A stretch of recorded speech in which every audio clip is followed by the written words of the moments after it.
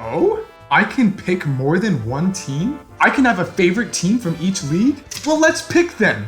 Remember, this is in Serie A. The Premier League has 20 of the most talent-rich teams in all of professional football. They proudly take on the mantra of quality over quantity, something that the Soviet Union and the MLS, who are about to add their 29th team to the league, should certainly take notice of. Narrowing down these teams will not be easy, but as we make that decision, I will be sure to piss off as many of you as I can. I'm about to prove that you can, in fact, judge a book by its cover. The Premier League has some of the most hideous designed logos in all of professional sports. It is also plagued with team names that roll off the tongue worse than Moisty Lane, Staffordshire.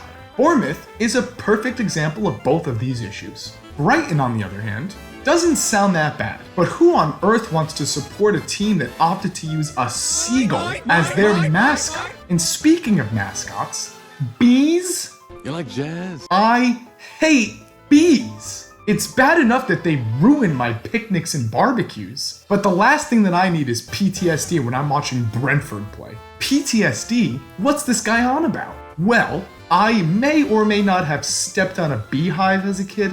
Was that smart? No, but sometimes intrusive thoughts get the best of us. Another team with an absolutely terrible logo is Newcastle United. I mean, just look at this catastrophe. And on the opposite side of the spectrum, we have a team with a logo so beautiful, but unfortunately has such a nauseating team name.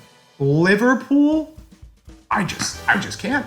So with that, we're down to 15 teams. I'll admit that might have been a weird way to start off the elimination process. So let's take a look at the talent potential of some of the teams in Premier League. As I've stated before, there is nothing worse than being stuck watching a mid-tier team. Frankly, I just don't have the calories to spend watching a team pour their hearts out match after match just to end up 15th place. So to make my life more enjoyable, Aston Villa, Crystal Palace, Everton, and Leeds all need to go.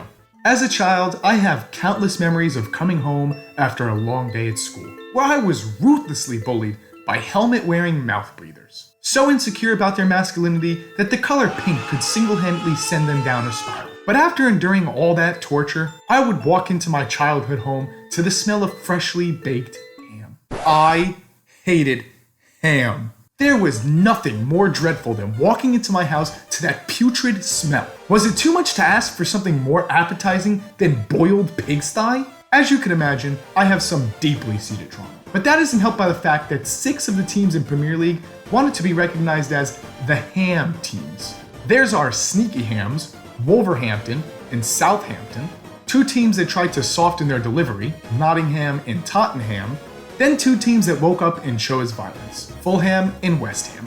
What kind of man would I be if I didn't protect my childhood past self from these wretched swines? The next 2 teams that I'm about to eliminate share a couple things in common. For starters, both of these teams recently have been known for letting their fans down. Something else that these clubs have in common is the fact that they both don the color red. That's right, we're eliminating Manchester United and Arsenal. I'm sure at this point, some of you are thinking to yourselves, Arsenal's one thing, but Manchester United? How could he do them like that? Well, the fact of the matter is simple. There's just no more room in this circus of teams that I already follow. Keep in mind, guys, I am a Miami Heat fan. The very same Miami Heat that in 2018 refused to include Josh Richardson in a trade package for Jimmy Butler, only to trade Josh Richardson for Jimmy Butler in 2019. And recently I've been dabbling in the arts of Formula 1. Initially I found myself attracted to Team Ferrari, the very same Team Ferrari that consistently finds ways to absolutely blow their own races. No! This can range anywhere from putting the wrong tires on the car, to jumping from plan S to plan H when they should have been on plan IT all along.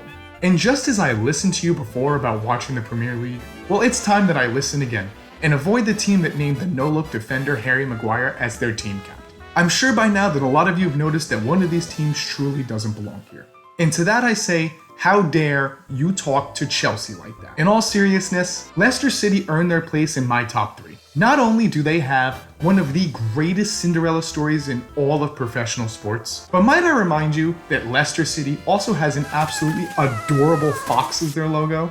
Unfortunately for Leicester City though, the glass slippers have shattered, the clock has struck midnight, and it's time to go home from this. This leaves me with my final two choices, Manchester City and Chelsea. Manchester City have been wildly more successful at winning league titles. They have 8 Premier League titles and 7 ECL titles, while Chelsea only have 6 Premier League titles and 2 ECL titles. On the other hand, Chelsea has seen far more success in European competitions, walking proudly with 2 Champions League titles and 2 Europa League titles, compared to Manchester City's 0?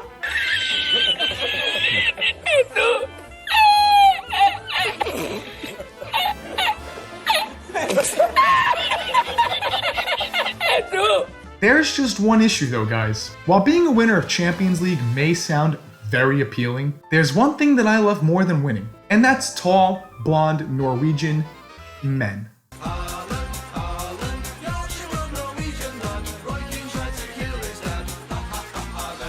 So it's decided then, I'll be a Manchester City fan. There was just no way that I could pass on watching Erling Haaland karate kick the ball into the goal for every 4 times he touches the ball. Plus, Chelsea's mistreating my boy Pulisic over there, and frankly, I just won't stand for it. I took everyone's advice, and not only will I be watching AS Roma of Serie A, but I will now be watching Manchester City of the Premier League. One thing that I love already of being a Manchester City fan is how their logo has a boat in it. A boat that clearly resembles one from maybe the 1700s? Arguably one that may have been used in an infamous American Tea Party? That's right, my grudge is still there. That they may take our lives, but they'll never take our freedom!